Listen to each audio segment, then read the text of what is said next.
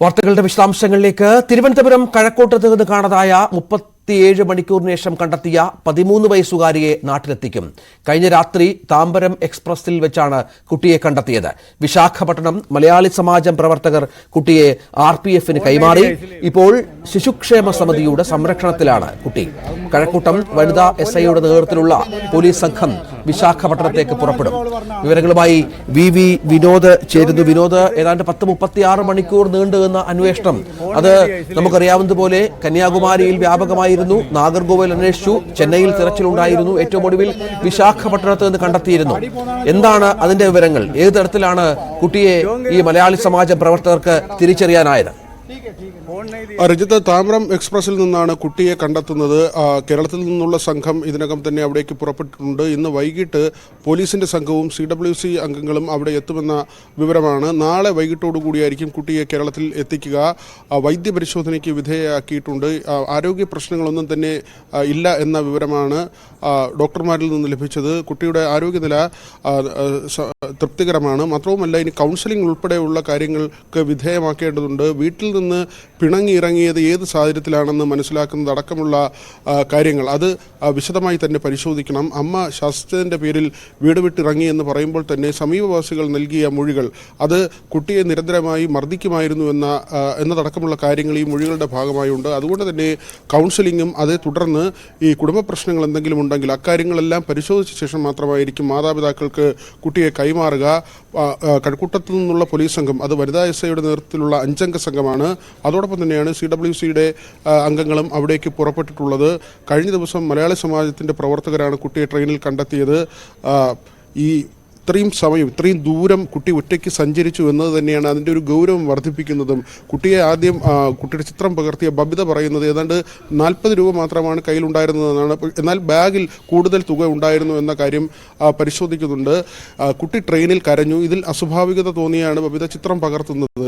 അവിടെ നിന്ന് കന്യാകുമാരിയിലേക്കും തുടർന്ന് മധുര വഴി ചെന്നൈയിലേക്കും ട്രെയിൻ സഞ്ചരിക്കുമ്പോൾ കുട്ടി ഒറ്റയ്ക്ക് തന്നെയായിരുന്നു. മറ്റ് ഒരിടത്തും ഇറങ്ങാതെ കുട്ടി യാത്ര നടത്തിയത് അസമിലെ വീട്ടിലേക്ക് പോകുന്നതിന് വേണ്ടിയായിരുന്നു എന്നത് തന്നെയാണ് നമുക്ക് അതിൽ നിന്നും വ്യക്തമാക്കുന്നത്. കുട്ടിയുടെ ഒരു യാത്രയുടെ രീതിയും പോയ വഴിയും പരിശോധിക്കുമ്പോൾ ആ നിലയ്ക്ക് അസമിലേക്ക് എത്താനുള്ള ഒരു ശ്രമമാണ് കുട്ടി നടത്തിയതെന്ന് മനസ്സിലാക്കേണ്ടിയിരിക്കുന്നു. 13 വയസ്സാണുള്ളത്. കഴിഞ്ഞ ദിവസം കന്യാകുമാരിയിലും നാഗർകോവിലിലും അടക്കം പരിശോധന നടത്തുമ്പോഴും നമ്മൾ ചൂണ്ടിക്കാണിച്ചൊരു കാര്യമുണ്ട്. നാഗർകോവിലിൽ നിന്ന് ട്രാക്ക് 2ആയി തിരിയുന്നുണ്ട്. മധുര വഴി ചെന്നൈയിലേക്ക് പോകാനുള്ള സാധ്യത അത് തന്നെയാണ് കഴിഞ്ഞ ദിവസം നമ്മൾ തുടക്കം മുതൽ പറഞ്ഞുകൊണ്ടിരുന്നത്.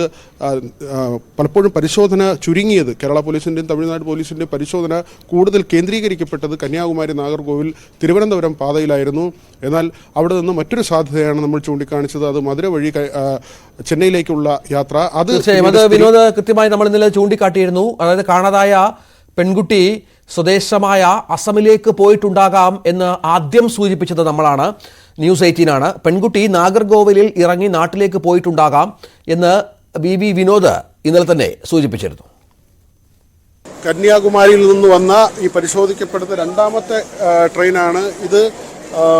ബാംഗ്ലൂരിലേക്കുള്ള ട്രെയിനാണ്. ഒരുപക്ഷെ കുട്ടി വീട്ടിലേക്ക് തിരികെ മടങ്ങാൻ ആഗ്രഹിക്കുകയും ആ നിലയ്ക്ക് കന്യാകുമാരിയിൽ നിന്നോ നാഗർകോവിലിൽ നിന്നോ 2ാമത് ഒരു ട്രെയിനിൽ തിരിച്ച് യാത്ര ചെയ്യാൻ ശ്രമിക്കുകയും ചെയ്തിട്ടുണ്ടാകാം എന്ന നിഗമനത്തിൻ്റെ അങ്ങനെ ഒരു കണക്കുകൂട്ടലിൻ്റെ അടിസ്ഥാനത്തിലുള്ള പരിശോധനയാണ്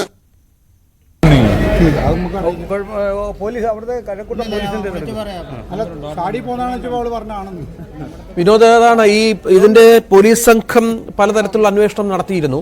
അവർക്ക് പല സൂചന ഉണ്ടായിരുന്നു. പക്ഷേ CCTV ദൃശ്യങ്ങളൊക്കെ പരിശോധിച്ചപ്പോൾ ഈ കുട്ടിയെ സംബന്ധിച്ചുള്ള അവ്യക്തതകൾ, പിന്നെ ഓട്ടോ ഡ്രൈവർമാർ നൽകിയ ഒരു മൊഴിയിലെ പ്രശ്നം, അതൊക്കെ ആദ്യഘട്ടം മുതൽ തന്നെ ഈ ഒരു അന്വേഷണത്തിന് ഒരു ചെറിയ സാങ്കേതിക തടസ്സങ്ങളൊക്കെ ഉണ്ടാക്കിയിരുന്നു. പക്ഷേ ഏറ്റവും ഒടുവിൽ കുട്ടിയിലേക്ക് എത്താൻ സാധിച്ചു എന്നുള്ളതാണ് ശുഭസൂചകമായത്. അരിജിത്ത്, ഈ ഓട്ടോ ഡ്രൈവറുടെ മൊഴി ആദ്യം തന്നെ സംശയം ജനിപ്പിച്ചതായിരുന്നു. കാരണം ആ സ്റ്റാൻഡിലെ തന്നെ മറ്റ് ഡ്രൈവർമാർ ഈ ഡ്രൈവറെ കുറിച്ച് പറഞ്ഞ വാക്കുകളാണ് അതിൽ സംശയം ജനിപ്പിച്ചത്. കാരണം അങ്ങനെ സത്യസന്ധമായ എല്ലാ കാര്യങ്ങൾ പറയുന്നത്, അങ്ങനെ അത്തരത്തിൽ കള്ളം പറയുന്ന സ്വഭാവമുള്ള ഒരാളാണ്, തെറ്റിദ്ധരിപ്പിക്കാൻ ഇടയുണ്ട് എന്ന് അദ്ദേഹത്തോടൊപ്പം ആ സ്റ്റാൻഡിൽ തന്നെ ഉള്ള മറ്റ് ഓട്ടോ ഡ്രൈവർമാർ പറയുന്നൊരു നിലയുണ്ടായിരുന്നു. മാത്രവുമല്ല, കന്യാകുമാരിയിലെ CCTV ദൃശ്യങ്ങൾ പരിശോധിച്ചതിൽ നിന്ന് ട്രെയിനിൽ നിന്ന് ആ പരിസരത്ത് എവിടെയെങ്കിലും പെൺകുട്ടി ചുറ്റിത്തിരിയുന്ന നിലയിൽ അങ്ങനെ ഒരു സാഹചര്യ തെളിവ് ലഭിച്ചിരുന്നില്ല. മാത്രവുമല്ല അവിടെ വെള്ളമെടുത്ത് തിരികെ ട്രെയിനിൽ തന്നെ കയറി എന്ന നിലയ്ക്കുള്ള ദൃശ്യങ്ങൾ, അവിടെ ക്ലീനിങ് ജോലിക്ക് ഉണ്ടായിരുന്ന സ്ത്രീ നൽകിയ മൊഴി, ഇതെല്ലാം തന്നെ പരിശോധിക്കുമ്പോൾ വീണ്ടും യാത്ര തുടർന്നു എന്ന് തന്നെയാണ്. അപ്പോഴും പരിശോധന അല്ലെങ്കിൽ അതിനൊരു ഊന്നൽ നൽകിയത് നാഗർകോവിൽ തിരുവനന്തപുരം പാതയിലായിരുന്നു. അവിടെയാണ് നമ്മൾ ചൂണ്ടിക്കാണിച്ചത് ഈ തിരുവനന്തപുരത്തേക്കുള്ള യാത്ര മാത്രമല്ല സാധ്യമാകുന്നത്, നാഗർകോവിൽ നിന്ന് മറ്റൊരു പാത മധുരയിലേക്ക് പോകുന്നുണ്ട്. ആ വഴിയിലൂടെ കുട്ടി സഞ്ചരിക്കാനുള്ള സാധ്യത ആ നിലയ്ക്ക് തന്നെയാണ് ഏറ്റവും ഒടുവിൽ കണ്ടെത്തുന്നതും. ചെന്നൈയിൽ നിന്ന് ആന്ധ്രയിലേക്ക് കടക്കുമ്പോൾ വിശാഖപട്ടണത്ത് വെച്ച് കുട്ടിയെ കണ്ടെത്തുന്ന നില, അത് ആ ഒരു നിഗമനത്തിലേക്ക് തന്നെയാണ് ഏറ്റവും ഒടുവിൽ കാര്യങ്ങൾ എത്തുന്നത്. അവിടെ മലയാളി സമാജത്തിൻ്റെ ഇടപെടൽ വളരെ നിർണായകമായി അവർ ആ ട്രെയിനിൽ നടത്തിയ പരിശോധനയിലാണ് കുട്ടിയെ കണ്ടെത്തുന്നത്. ഏതായിരുന്നാലും കുട്ടിയുടെ ആരോഗ്യനില തൃപ്തികരമാണ്. ഇനി കൗൺസിലിംഗ്, നേരത്തെ പറഞ്ഞതുപോലെ കൗൺസിലിംഗ് ഉൾപ്പെടെയുള്ള കാര്യങ്ങൾക്ക് വിധേയമാക്കേണ്ടതുണ്ട്.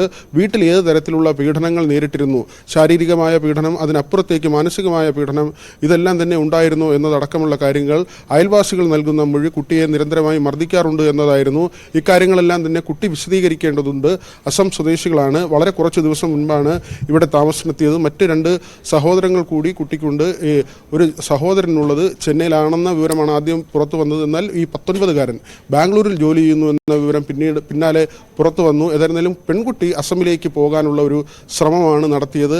ഈ 20 ദിവസം മുൻപ് ഇവിടെ എത്തിയ കുടുംബം ഒരു സ്കൂളിൽ കുട്ടിയുടെ പിതാവ് അവിടെ തോട്ടപ്പണി ചെയ്യുകയാണ്. കുട്ടിക്ക് ഇവിടെ അഡ്മിഷൻ എടുക്കുകയും സ്കൂളിൽ അഡ്മിഷൻ എടുക്കുകയും സ്കൂളിൽ ചേർക്കുന്നതുമായി ബന്ധപ്പെട്ട നടപടികളുമായി മുന്നോട്ട് പോവുകയായിരുന്നു. ഇതിനിടയിലാണ് ഈ സഹോദരങ്ങളുമായി വഴക്കുണ്ടാക്കി എന്നതിൻ്റെ പേരിൽ അമ്മ ശകാരിക്കുകയും കുട്ടി വീട്ടിൽ നിന്ന് ഇറങ്ങി പോവുകയും ചെയ്തത്. പിന്നീട് ട്രെയിൻ യാത്ര, ആ ട്രെയിൻ യാത്രയാണ് ഇത്ര ദൂരത്തിൽ വെച്ച് വിശാഖപട്ടണത്ത് വെച്ച് കുട്ടിയെ കണ്ടെത്തുന്ന നിലയിലേക്ക് എത്തുന്നത്. ട്രെയിനിനുള്ളിൽ കുട്ടി കരയുകയും അതൊരു അരക്ഷിതബോധം കുട്ടിക്ക് ഉണ്ടായിരുന്നത് കൊണ്ടാകണം എന്ന് നമ്മൾ അങ്ങനെ ഒരു നിഗമനത്തിലേക്ക് എത്തേണ്ടിയിരിക്കുന്നു. അവിടെയാണ് നെയ്യാറ്റിൻകര സ്വദേശി ബബിതയുടെ ഒരു സമയോചിതമായ ഇടപെടലുണ്ടാകുന്നത്. ആ ദൃശ്യങ്ങൾ പകർത്താൻ ബബിതയ്ക്ക് തോന്നിയത്, ആ ചിത്രങ്ങൾ തന്നെയാണ് വളരെ പ്രധാനപ്പെട്ട തെളിവായി ഈ മിസ്സിംഗ് കേസിൽ നിർണായകമായി മാറിയതും. ആ ഒരു ചിത്രത്തിൻ്റെ അടിസ്ഥാനത്തിലാണ് അന്വേഷണം മുന്നോട്ട് പോയത്. തമിഴ്നാട് ഭാഗത്തേക്ക്, കന്യാകുമാരി ഭാഗത്തേക്ക് കുട്ടി എത്തി എന്നതിന് ഏറ്റവും വലിയ തെളിവായി മാറിയത് ആ ചിത്രങ്ങളായിരുന്നു. ഏതായിരുന്നാലും കുട്ടിയെ കണ്ടുകിട്ടിയതിൻ്റെ വലിയ ആശ്വാസം നിറഞ്ഞു നിൽക്കുന്നൊരു അന്തരീക്ഷം തന്നെയാണ് രഞ്ജിത്ത്. നമുക്കിനി വേണ്ടത് എങ്ങനെ ഈ കുട്ടിയെ നാട്ടിലെത്തിക്കുക എന്നുള്ളതാണ്. കാരണം നമുക്കറിയാം ശിശുക്ഷേമ സമിതി സംരക്ഷണയിലാണ് ഈ കുട്ടി. പോലീസ് സംഘം, വനിതാ SI അടക്കമുള്ളവർ വിശാഖപട്ടണമൊക്കെ പുറപ്പെട്ടിട്ടുണ്ട്. ഇന്ന് എത്തിക്കാനുള്ള സാധ്യതയില്ലല്ലോ അല്ലേ? നാളത്തേക്കല്ലേ കുട്ടിയെ മാതാപിതാക്കൾ കാണാൻ സാധിക്കൂ? രഞ്ജിത്ത്, ഇന്ന് വൈകിട്ട് മാത്രമേ ഇവിടെ നിന്നുള്ള സംഘം വിശാഖപട്ടണത്തെത്തൂ. അതിനുശേഷം അവിടെ നടപടിക്രമങ്ങൾ പൂർത്തിയാക്കി നാട്ടിലേക്ക് കുട്ടിയെ തിരികെ കൊണ്ടുവരേണ്ടതുണ്ട്. ഏതായിരുന്നാലും ആരോഗ്യസ്ഥിതി സംബന്ധിച്ച വിവരങ്ങൾ നമുക്കിപ്പോൾ ലഭിക്കുന്നത് മറ്റ് പ്രശ്നങ്ങളൊന്നുമില്ല, ആരോഗ്യം തൃപ്തികരമാണ്. പക്ഷേ ദീർഘദൂര യാത്രയാണ് കുട്ടി നടത്തിയത്. കൂടുതൽ ആഹാരം കഴിക്കുകയോ അങ്ങനെയുള്ള കാര്യങ്ങൾ ഉണ്ടായിരുന്നില്ല. എന്നാൽ പല റെയിൽവേ സ്റ്റേഷനുകളിൽ നിന്നായി കുപ്പിയിൽ വെള്ളമെടുക്കുന്നത് ദൃശ്യങ്ങളിൽ വ്യക്തമായിട്ടുണ്ട്. അതുകൊണ്ട് തന്നെ ദീർഘദൂര യാത്ര ചെയ്ത് അസമിലേക്ക് എത്തുക എന്നൊരു ശ്രമം ഈ 13 വയസ്സുകാരി നടത്തി എന്ന് വേണം മനസ്സിലാക്കാൻ.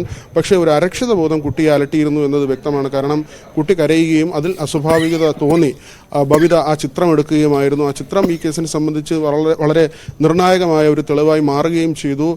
ഇനി നമ്മൾ ഈ പറഞ്ഞതുപോലെ തന്നെ എന്തുകൊണ്ട് ഈ വീട്ടിൽ നിന്ന് കുട്ടിക്ക് ഇറങ്ങി പോകേണ്ടി വന്നു? അത് നാട്ടുകാർ നൽകുന്ന മൊഴി മുഖവിലേക്ക് എടുക്കുകയാണെങ്കിൽ കുട്ടിയെ മർദ്ദിച്ചിരുന്നു, കുട്ടിക്ക് അവിടെ വലിയ പീഡനം നേരിടേണ്ടി വന്നിരുന്നു. അത് എന്തുകൊണ്ട് ഈ മാതാപിതാക്കളുടെ രീതി ആ നിലയ്ക്കാണോ എന്നതടക്കമുള്ള കാര്യങ്ങൾ പരിശോധിക്കണം. കുട്ടിക്ക് കൗൺസിലിംഗ് നൽകേണ്ടതുണ്ട്. അതിന് ആരോഗ്യ നില കേരളത്തിലെത്തിയ ശേഷവും നല്ല നിലയിലാകേണ്ടതുണ്ട്. ഒരുപക്ഷെ മാതാപിതാക്കൾക്ക് കൈമാറുന്നതിന് മുൻപ് തന്നെ അത്തരം കാര്യങ്ങൾ പരിശോധിച്ച് അതിനുള്ള പരിഹാരങ്ങൾ കണ്ട ശേഷമായിരിക്കും തുടർന്ന് ഈ കൈമാറ്റം ഉൾപ്പെടെയുള്ള നടപടിക്രമങ്ങളിലേക്ക് പോവുക. ഈ കേസുമായി ബന്ധപ്പെട്ട് കഴിഞ്ഞ ദിവസങ്ങളിൽ വളരെ ഉദ്വേഗജനകമായ മണിക്കൂറുകളാണ് കടന്നുപോയത്. സങ്കീർണമായ ഒരു അവസ്ഥയിലായിരുന്നു. കാരണം എവിടെയാണ് കുട്ടി ഇറങ്ങിയത് എന്നതടക്കമുള്ള കാര്യങ്ങൾ കണ്ടെത്തുന്നതിന് സാധിച്ചിരുന്നില്ല. കൃത്യമായ പരിശോധനകൾ നടത്തിയിരുന്നു.